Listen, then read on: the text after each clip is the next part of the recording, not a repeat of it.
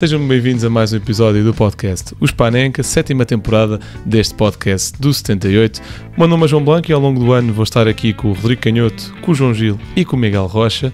Hoje falamos sobre o empate de Benfica e Sporting num derby onde quem sorriu foi o Porto, que também ganhou em Tondela, e ainda falamos sobre a situação na Premier League. Venham daí.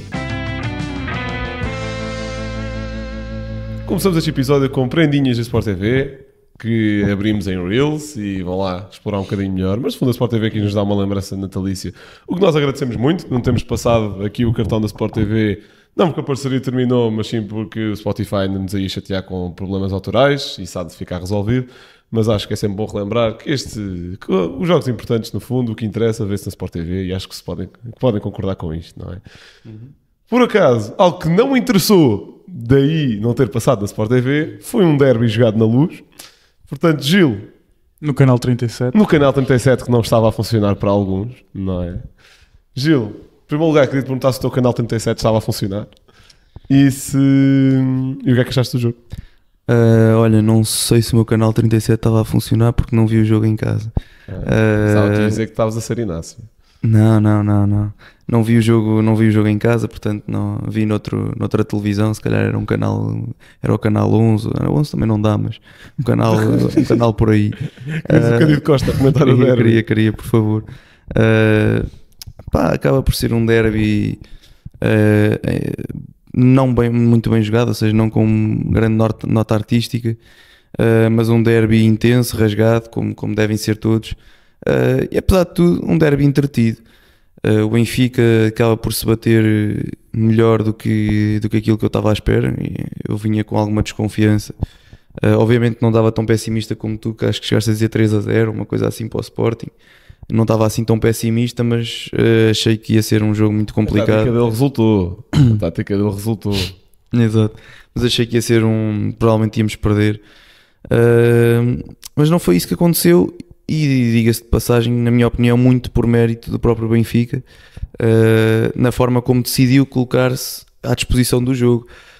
Ou seja, entrou num jogo muito quase a América do Sul, um jogo de duelos, um jogo muito disputado, onde os jogadores, aí não posso ter uma palavra em contrário, os jogadores deram tudo. Viu-se claramente que neste jogo não foi um problema de atitude, minimamente. E acho que o Sporting não estava muito à espera desse tipo de jogo por parte do Benfica. Penso que o Sporting, e como todos nós dizíamos, iria se calhar o Benfica iria fazer um pouco o jogo que fez com o Porto, que era recolher-se lá atrás no autocarro e esperar por um contra-ataque. E nunca foi isso que aconteceu ao longo do jogo inteiro, excetuando nos minutos finais depois da expulsão, que é um bocado previsível, é um contexto totalmente diferente. Mas de resto o Benfica nunca, ao longo de todo o jogo, se colocou em autocarro. Os primeiros 20-25 minutos são claramente do Sporting, marca o golo e depois ainda tem um pouco de ascendente, e esse ascendente acaba ali mais ou menos aos 25 minutos e pouco tempo depois até o Benfica marca um golo. Mas penso que o Sporting se superioriza no início do jogo por alguma intranquilidade que não se percebe da parte dos jogadores do Benfica, num estádio que estava depois daquela macacada toda das Emirates e dos capitães ali a andar no relevado. O estádio parece que se transformou, e com o hino, com o tifo, que foi muito bonito, e já tinha um pouco de saudades de ver algo diferente do estádio. Não, chamar ao tifo bonito, aquilo parece que foi feito no ChatGPT, mete um adepto com mas é melhor do que o que se tem normalmente. Tá bem. E a tochada que foi feita também, e a homenagem que o Benfica fez ao ex-líder dos Diabos, não é? Acho que ajudou tudo a contribuir para um melhor ambiente no estádio, e talvez tenha sido sem dúvida o melhor ambiente este ano, e quem sabe nos últimos. Portanto, tinha tudo para começar bem, não aconteceu. A equipa do Benfica entra muito intranquila. O Sporting não, até ao seu golo, não criava grandes oportunidades, sem ser quando o Benfica perdia a bola, fruto de uma pressão do Sporting e de alguma intranquilidade dos jogadores do Benfica. O que não se percebe naquele lance do golo do Sporting, para já, o Trubinho não pode fazer aquele passe naquela posição para um jogador de costas que não faz ideia de onde está a pressão, e depois o Enzo tem um erro inacreditável. Ele até roda bem, até consegue enganar o Yulman, parece que escorrega. mas depois escorrega e perde a bola. E pronto, e naquela posição o Pote nem remata muito bem, nem remata muito colocado, nem com muita força, mas o Turbino tem uma má abordagem nesse lance. A bola passa-lhe ali meio por baixo do braço, por baixo do corpo, enfim. E depois a partir daí, até aos 25 minutos, o Sporting sim tem mais ascendente, com algumas arrancadas do Maxi, boas tabelas com o Soares, e especialmente encontrar às vezes o Trincão de frente para a nossa linha defensiva, mas o Sporting acaba por não criar assim muito mais oportunidades, e depois o Benfica consegue se superiorizar, tem o gol é importantíssimo para o resto do jogo, porque a partir do gol o Sporting foi sempre inferior o resto do jogo. E o Benfica consegue, sem ser um jogo com muitas oportunidades e claras, o Benfica consegue superiorizar-se claramente. Tem o domínio posicional, tem o domínio de posse de bola, por acaso até acho que não tem, que acaba 42-58, uma coisa assim. Mas pareceu claramente que o Benfica estava a conseguir dominar o jogo com bola, e depois nos momentos em que também não tinha bola. E pronto, depois o Mourinho no fim, na minha opinião, faz substituições um pouco duvidosas.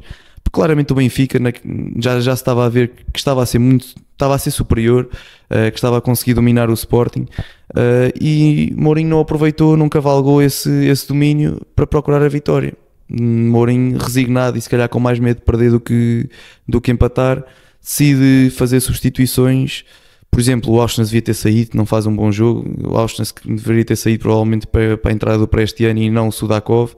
Não se percebe essa substituição. Mesmo o Sheldrup poderia muito bem ter entrado. Estávamos numa fase em que o Benfica estava por cima e no terço ofensivo, e claramente precisávamos dos jogadores com outro tipo de toque e mais refinamento na zona ofensiva.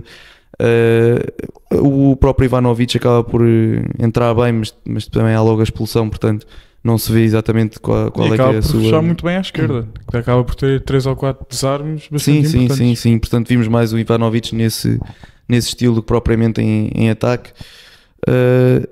Mas é um Mourinho claramente demasiado conservador, e na minha opinião o Benfica não ganha o jogo, não pelos jogadores, mas por causa do seu treinador, que foi pouco ambicioso.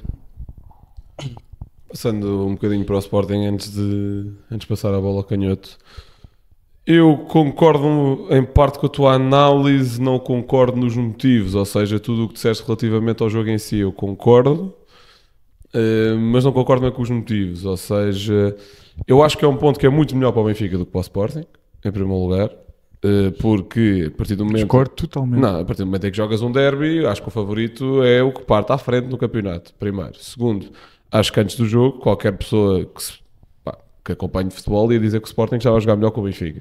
Portanto, isto estou a dizer previamente ao jogo, já vamos ao jogo em si.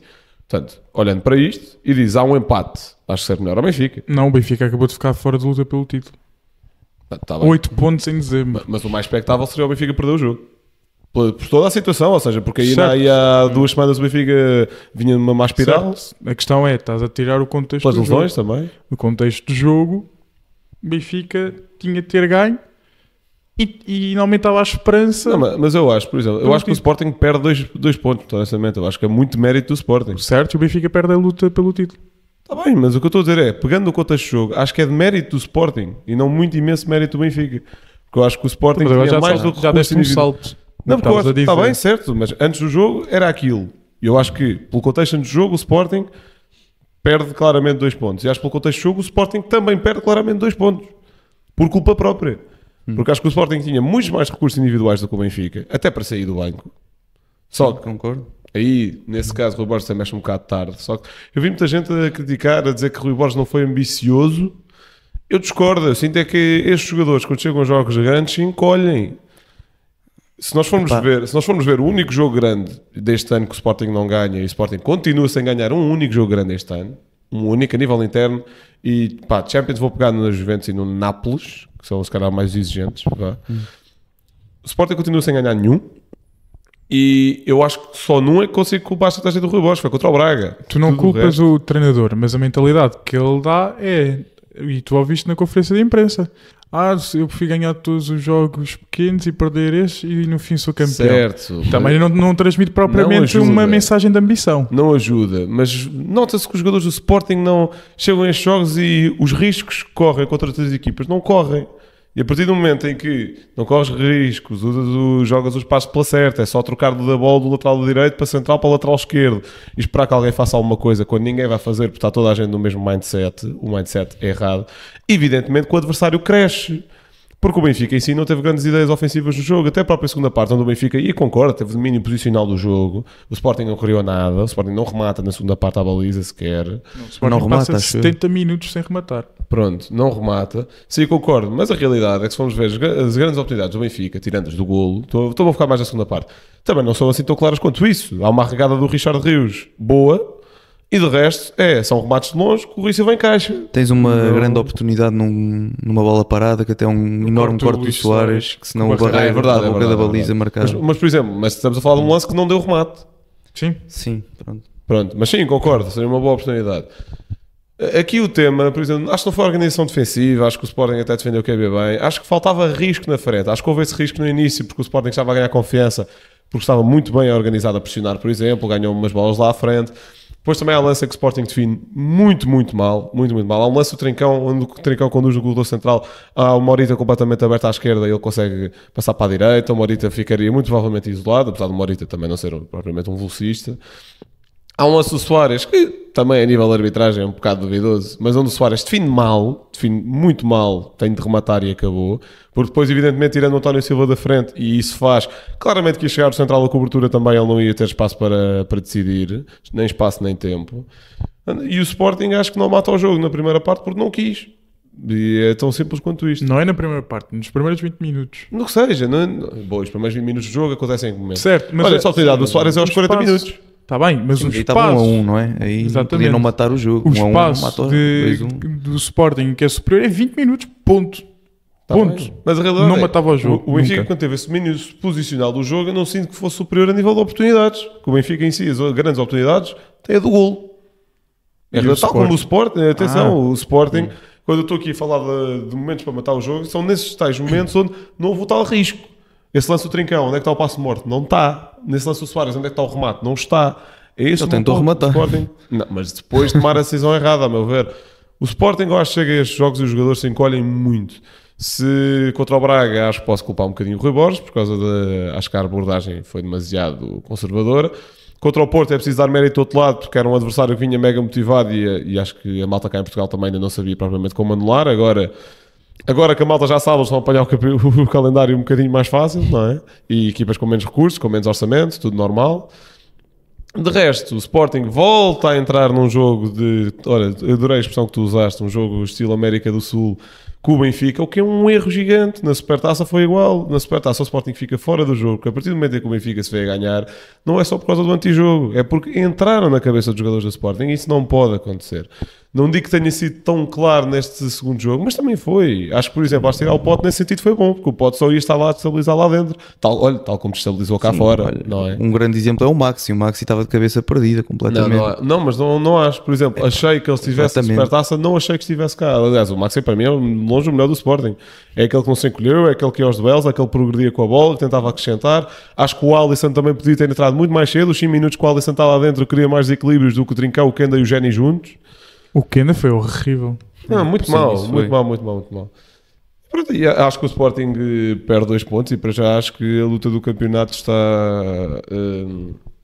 aqui a expressão não quer dizer decidida, mas acho que o Porto vai à frente com a vantagem que vai por mérito, evidentemente mérito, mas também se formos a ver, há vários jogos onde o Porto não joga para ganhar. Bem, então o Braga é logo aquela mas ganha, o Estoril. Mas ganha. Enquanto que há jogos onde o Sporting se amedronta para ganhar e não ganha. É muito simples. O Sporting neste momento só perdeu pontos com o Porto, Benfica e Braga. Portanto, Benfica e Braga nunca podia ter acontecido, a meu ver, pelas condições e circunstâncias do jogo. Rodrigo. Eu continuo sem perceber isso. Quando o Sporting passa 70 minutos sem jogar, eu acho que o Sporting ganha 1 ponto, não perde 2. Mas sobre o jogo, são 20 minutos muito, muito bons do Sporting, em que lá está, e eu aí achei mesmo que ia ser hecatombe. Os primeiros 20 minutos são muito fortes e não dão mais porque o Sporting não quer. Depois o Benfica, na primeira boa jogada que queria, acaba por marcar o golo. Grande bola do Richard Rios, que para mim foi justamente o homem do jogo, de forma justa. grande jogo dele, seja defensivamente. Quando o Benfica está completamente enterrado, é ele quem carrega e quer puxar a equipa para a frente. É ele que traz, é ele para mim o espelho máximo do espírito de combate do Benfica, que lá está, vai ser útil nestes jogos, mas que não vai chegar contra os outros. Ser combativo contra o Nacional não dá. Para que é que serve estar a dar porrada com uma equipa que vai estar enterrada na sua área? Muitas vezes é útil para defender transições. Estou a pensar agora no Palhinha, no ano que o Sporting foi campeão, por exemplo. Sim, mas lá está, o Benfica diferente. Também não tem esse domínio Palhinha, e o Benfica também não tem a coragem de ter 10 jogadores à frente do meio campo e isso para mim contra o Nacional foi claro, tinha um jogador na área sempre que era o Pavlidis, nem o Barreira entrava, estava à entrada da área, mas isso pronto, já sabemos, é Mourinho que é sempre o mínimo risco possível e acho que é isso que não permite ao Benfica ganhar o jogo, foi a falta de ambição, como o Gil mencionou. Aursnes é para sair, o Barreiro também é para sair, teve bem da pressão, mas era preciso outro rasgo, era preciso jogadores com maior capacidade com bola, mais associativos, que pudessem contribuir mais, associar-se com o Sudakov, permitir ao Sudakov para vir jogar no meio. É aí que está o ouro do Benfica. O Benfica vai começar a crescer quando o Sudakov jogar em corredor central. Ponto. O Sudakov é claramente o melhor jogador do Benfica. Se calhar estou assim injusto para o Pavlidis, mas para mim acho que ele está mesmo num outro patamar e cresce muito só ao lado dele. Tiver um Barrenet cheia e digo um Aursnes. O Rios faz um grande jogo, mas o Rios não vai ser útil em jogos pequenos. Vai ser muito útil contra o Nápoles, contra o McTominay. Acho que o Rios vai ser importantíssimo. Depois na próxima jornada do Benfica, agora não sei. Que é Famalicão, se não me engano. Se calhar vai ser útil. Se calhar o Rios vai ser útil em Famalicão, porque o Famalicão joga olhos nos olhos com as equipas. Se calhar aí vai ser útil. Mas contra um AVS, contra um Tondela, contra o Nacional, como já disse, não vai ser útil. Pelo menos não como o 8, não é? Sim, e depois, ou seja, as pessoas queixou-se muito, foi 30 milhões. O Richard não escolheu custar 30 milhões. Ele disse, bem, eu saio se derem 30 milhões por mim. Não foi ele. O Benfica chegou ao Palmeiras e disse 30 milhões. Mas isso tem de pesar na avaliação do jogador. Certo, mas a culpa nunca é do próprio jogador. Tem culpa, obviamente, o jogador não tem culpa. O jogador culpa é que tem o Félix ter custado 120 milhões. Também. Mas tem pesar na avaliação do jogador. Certo. Sim. Ou seja, claro que podemos... Em primeiro lugar, ainda é muito cedo. O Richard Rios está cá há 5 meses. Mas, ou seja, a questão do preço nunca é culpa do jogador. O jogador, e não tenho dúvidas que o Richard Rios dá o máximo em todos os jogos. Não tenho dúvidas. Simplesmente não consegue dar mais. É limitado tecnicamente. Ponto. Mas tudo não acho que o Rios, somando estes meses todos, eu não acho que até agora seja negativa a prestação dele. A prestação não é associando ao preço, é. Pronto, está bem, sim, associando ao preço, sim. Quando tu dás 30 milhões por um jogador, obviamente queres mais. Quando dás 30 milhões por um jogador, e mais uma vez, por exemplo, o Cox foram 25. Sim, 25, foi por aí. Mais um jogador que não vale os 25 milhões. Por muito criativo que seja à frente, depois tem de haver alguma contribuição defensiva, a nível de personalidade também era o tipo estuoso que nós sabemos. Mas falámos disso aqui um bocadinho no mercado, eu acho muito estranho e em condições muito específicas eu acho que um clube português pode pagar tanto por um jogador. Por exemplo, pagas 22 milhões por um Jóqueres, pareceu barato. Agora, sim, pagas 30 milhões por um jogador, como tu dizes, é limitado tecnicamente e só te servem certos perfis de jogos, acho que é mau investimento. Claro, mas nós vamos sempre bater à mesma tecla, a culpa é sempre do mesmo, mas que lá ficou, portanto, eu não vou entrar por aí. Relativamente ao Sporting, sim, acho que o Blanco está correto nesta parte da análise em que os jogadores se escondem deste tipo de jogos e que, ao contrário, os do Benfica crescem. Otamendi, sim, o próprio sim. António Silva muito bem. Dedic, o Dedic aos 20 segundos já estava ficado com o Maxi vindo da Supertaça. Mas agora pensa naquilo, daí eu dizer que o Sporting perdeu 2 pontos. Estás a dizer que neste tipo de jogos os jogadores do Sporting se escondem, portanto não estão no seu potencial completo por culpa própria. Atenção, não estou a dizer que há fatores externos, é culpa própria, mas não estão no seu potencial completo e tu dizes que os do Benfica crescem, portanto ficam mais perto do seu potencial completo. Então, mas se isto, o Sporting é meio gás e o Benfica perto do seu potencial completo, dá um empate, quem é que achas que perdeu 2 pontos? Então... O Benfica, se os Benfica estão quase no seu melhor nível então, e não ganham, não ganham. Mas atenção, acho que o Benfica está muito longe do que pode ser, do seu potencial. Eu também. Mas é nível coletivo, não é? Eu também. Por exemplo, acho que o Auschwitz faz um jogo mau. Mas Acho que o Barreiro também não faz um grande jogo.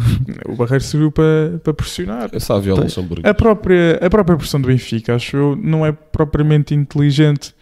Porque muitas vezes o Benfica pressionava. Eu percebo pressionar o Diomandé, porque é um central que a qualquer momento pode cometer um erro e cometeu vários até sozinho. Mas até por isto mesmo, não vale a pena pressionar o Diomandé. Dá-o à morte e condiciona o Inácio. O Benfica, a meu ver, conduzia a pressão do Sporting para o lado esquerdo. Não fazia sentido. Não fazia sentido. Você também não sabes quando é que o Inácio vai dar. Mas a probabilidade é menor. O Inácio é muito bom com a bola no pé, pode estar nervoso sim, mas não percebi. Era dar o Diomandé à morte, pá, decide e até nos dás a bola sozinho. Olha, o Quaresma acho que tinha sido um jogador muito útil, porque é um gajo que ao menos arranca e tenta alguma coisa. E até para formar a linha de 5 que o Sporting fez várias vezes com o Eugénio como Alan, como aconteceu no gol, que acabou por estar mal. Acho que é muito mais útil que o Fresneda, e o próprio Fresneda não teve grande contribuição ofensiva, a não ser quando o Sporting estava com 10. Quando o Benfica estava com 10. Mas pronto, acho que os jogadores do Benfica cresceram neste jogo. Era o que eu estava a dizer, e o Gil disse, não dá para culpar os jogadores do Benfica aqui. Culpo José Mourinho, sim, falta de ousadia. Não culpo Prestiani, e acho que o Estádio da Luz, das poucas coisas que fez bem, foi aplaudir. É verdade. Se o Benfica, porque se um jogador do o Estádio Benfica, da Luz aplaudiu um jogador do Benfica que deu uma grande trancada num do Sporting. porque senão dava contra-ataque e possivelmente gol. Claro. Pois. Porque se o Benfica tem feito isto na final da taça, defendeu o Benfica. se o Benfica tivesse feito isto na final da taça, tinha mais uma taça no museu. Pois, bastava o Florentino ou um dos outros 5 que Exatamente. passaram por ele ter feito uma coisa O desta. Renato fez. Pois, mal. Pois. Enfim, o Renato nem joga no Panathinaikos, coitado. As vezes que eu tenho mais pena. Manu Silva, pronto, percebeu-se naqueles 4 minutos que jogou, que ainda não está pronto, ou seja, para este tipo de nível ainda não está pronto, precisa claramente de rodar. Não sei até que ponto em que houvesse uma pausa qualquer do Benfica ele fazer minutos pela equipa B, acho que não lhe faria mal.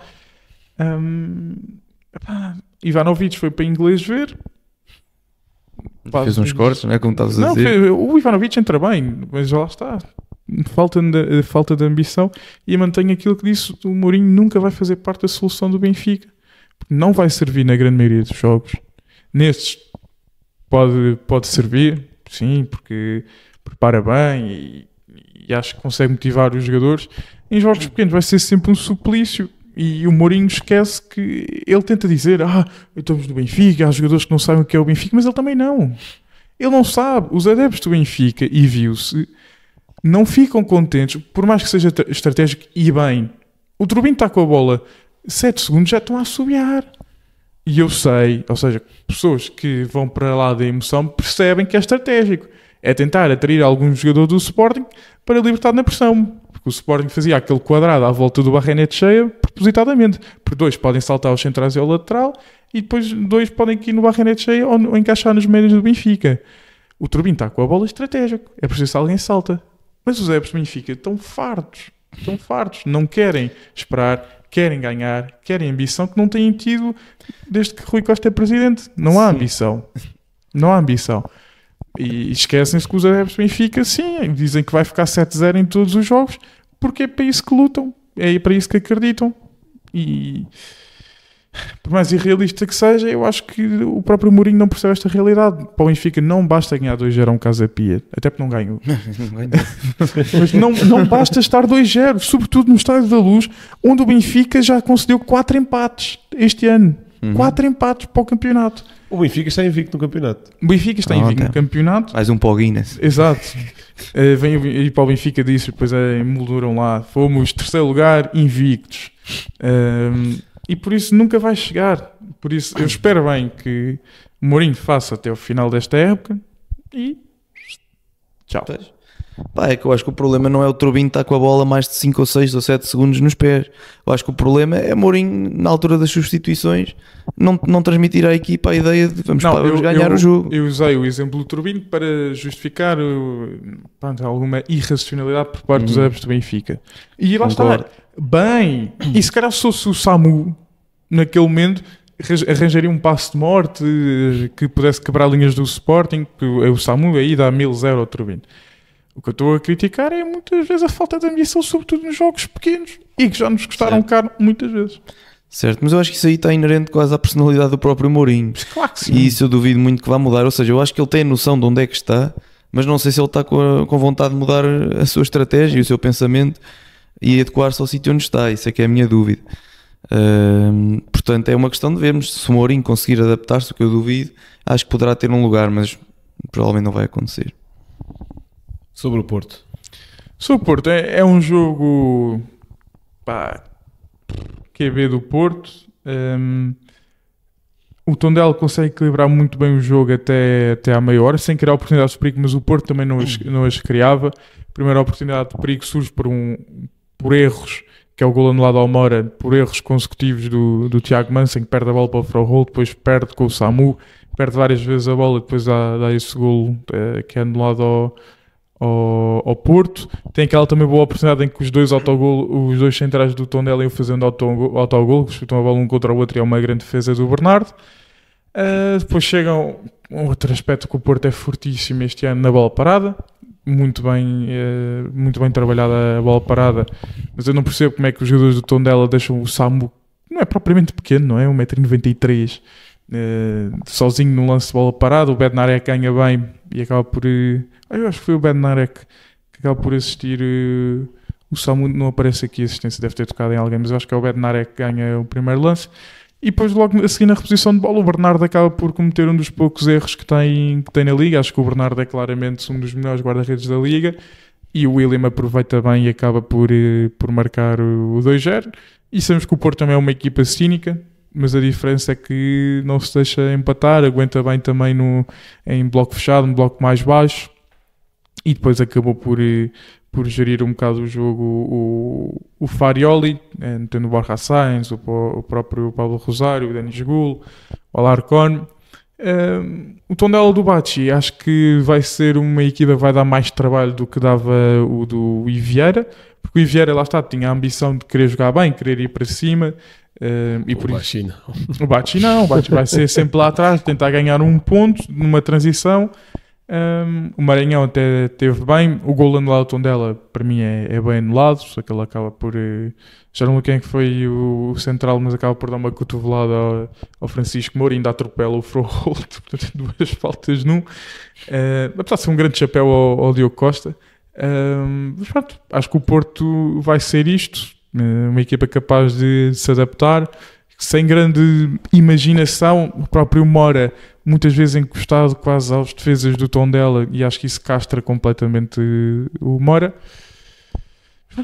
Como o Blanco analisou bem, o Porto tem agora a fase mais fácil da época, em que e também a Liga Europa devem conseguir ir para os 8 primeiros tranquilamente, e por isso vou entrar em modo de gestão. Já sabemos que o De Jong não joga mais até ao final da época, deve estar aí a vir uma lesão qualquer agora durante a semana, que todas as semanas há uma lesão para o Porto, e acho que isso é o principal fator para o Sporting a ter ambições de chegar ao título, não só porque ainda há o confronto direto e podem reduzir a diferença para 2 pontos, não é?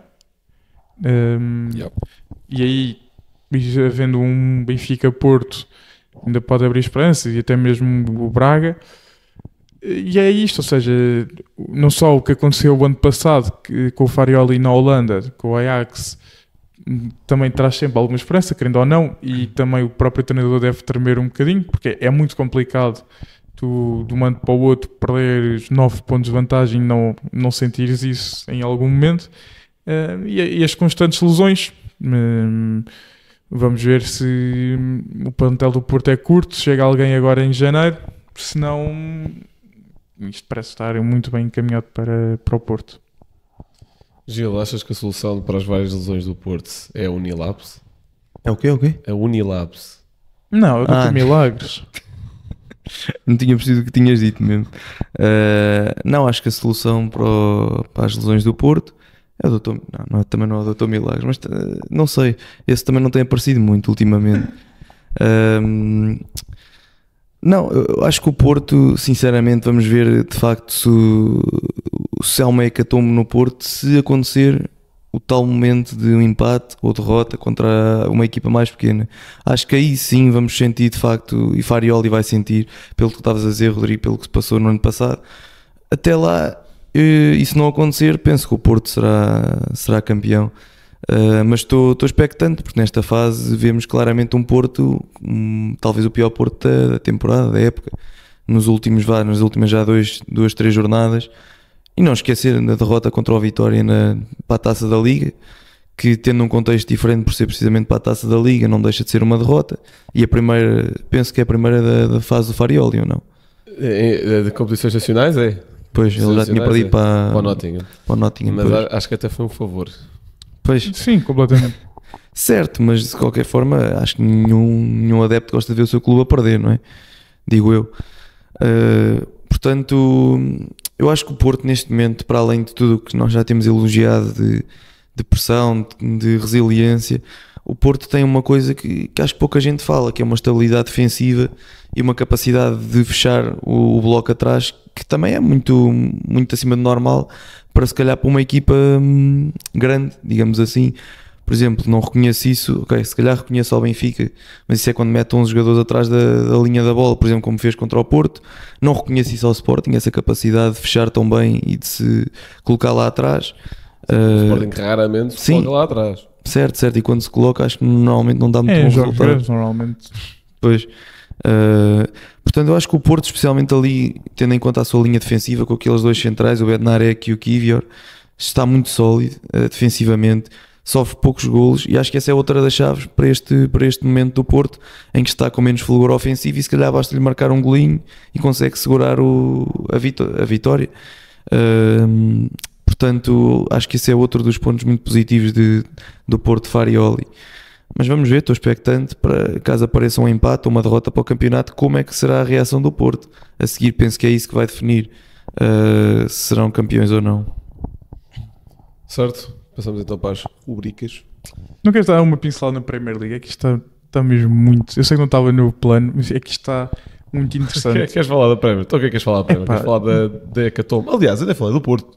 Pois, exato. Vilinho terceiro. Aquilo não há muito a dizer. No fundo é bolas paradas e pressionar alto. Não. Assim, Esta é a minha análise. A Premier League está muito interessante. Em primeiro lugar, o City, com todo o investimento que teve, acaba por agora... O Arsenal também, mas está de repente colado ao Arsenal, quando não se esperava que isto pudesse acontecer. Em terceiro lugar está o Aston Villa, que há 6 semanas estava em 19º. Portanto, agora o Unai Emery é impressionante. Ganhou o Arsenal. E é impressionante como é que o Unai Emery, acho que é mesmo um treinador underrated, como é que consegue sempre renovar as suas equipas, mesmo depois de saídas de jogadores importantes. Em quarto lugar, é uma das sensações da Premier League não tanto, mas de futebol o ano passado, Crystal Palace, que este ano também já ganhou a Supertaça e agora estão em quarto lugar, um grande trabalho do Oliver Glasner. Quinto lugar, Chelsea. E depois, sexto Everton. Estava muito bem o Chelsea, não é? Caiu bastante. E agora de repente... Sexto Everton, sétimo Brighton, oitavo Sunderland, nono Liverpool, décimo Tottenham, décimo primeiro Uma Newcastle. vitória nos últimos 5 jogos para a Premier. Do Liverpool. E Salah arrebentou com Arne Slot. Sim. E Gil, por acaso gostava de saber a tua opinião sobre isto. Que é, pode um jogador, rebentar com o dado o seu estatuto, rebentar com o treinador? Não pode. A menos que o treinador esteja a ser muito, muito incompetente e esteja já numa fase de decadência, acho que um jogador pode fazer isso a um treinador. Mas cabe ao jogador avaliar?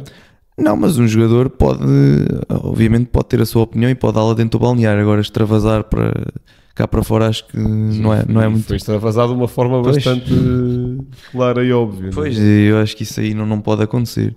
Claramente o treinador é o comandante dos jogadores e eles têm de o respeitar.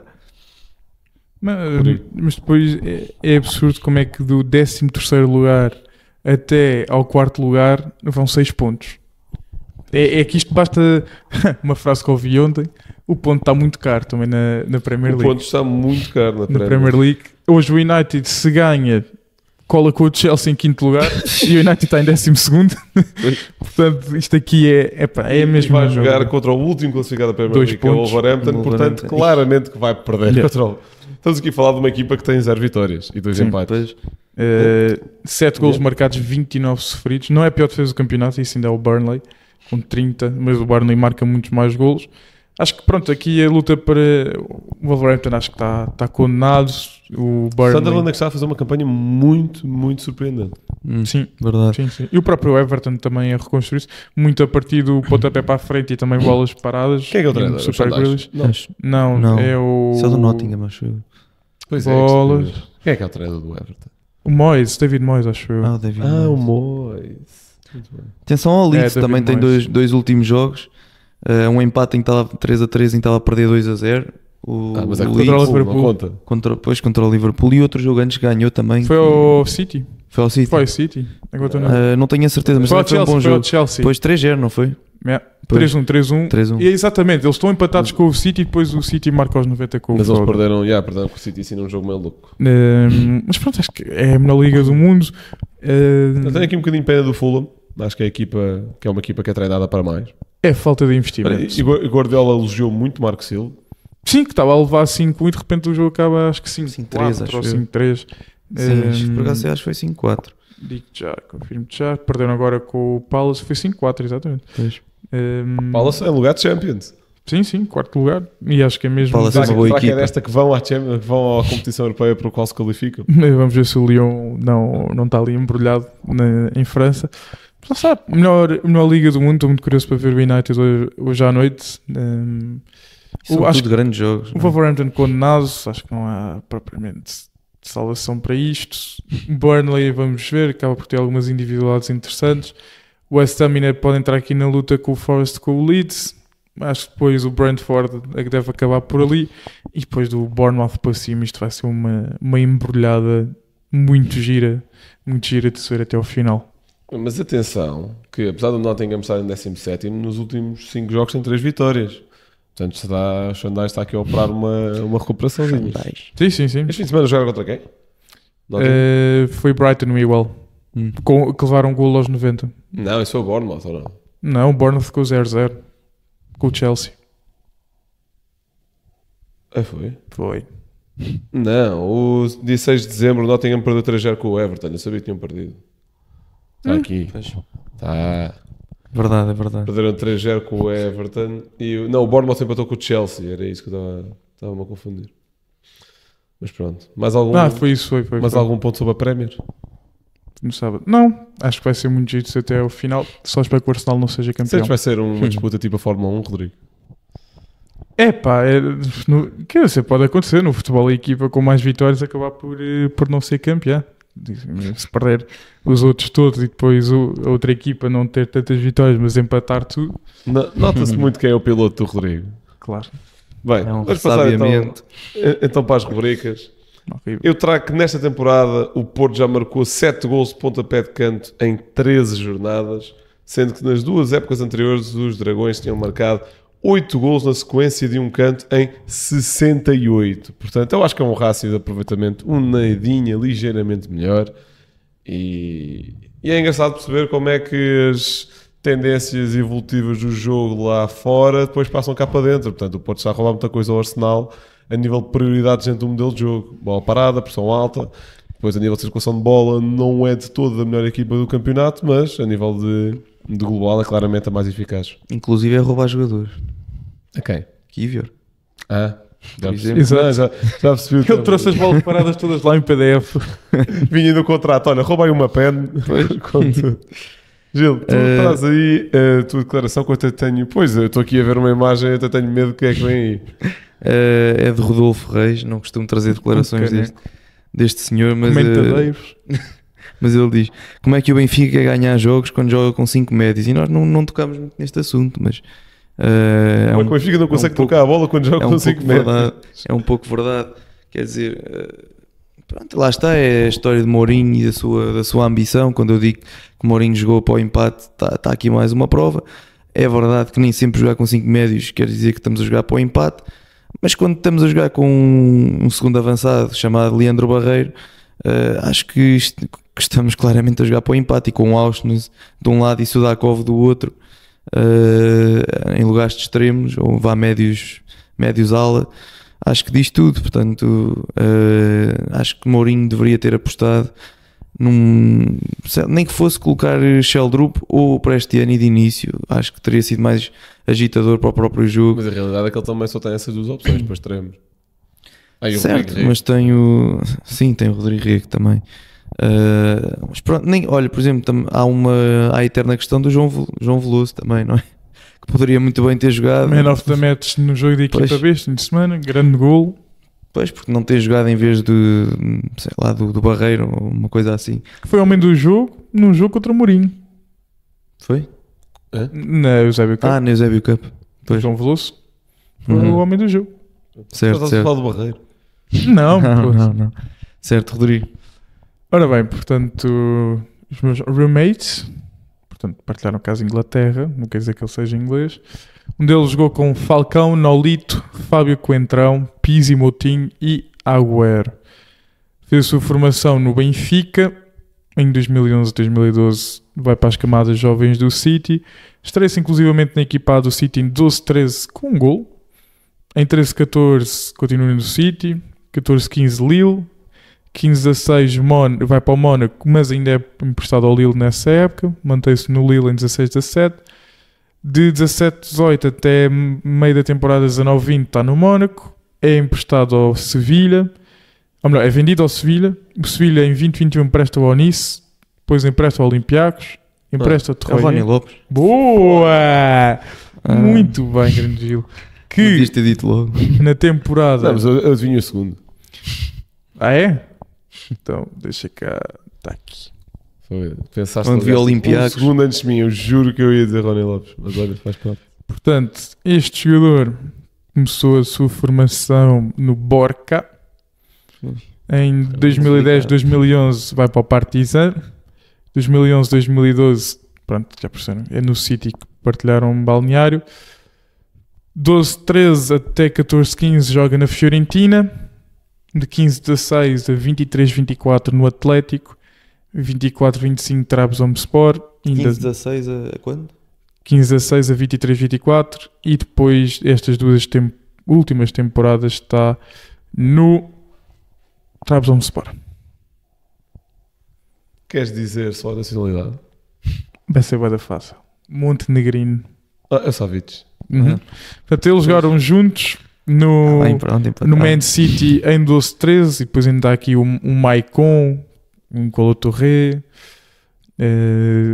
um Denis Suárez no City, que eu também não me lembrava, um Javi Garcia. Denis Suárez é o Ricky Puig antes do Ricky Puig. Exatamente. E o Rony Lopes estava aqui, um Mário Balotelli, um Tevez, por isso, equipa interessante do sítio. Bem, fechamos o episódio. Esperamos que tenham gostado. Para a semana a mais. E um grande abraço. Continuem com o Semi 78. Até à próxima.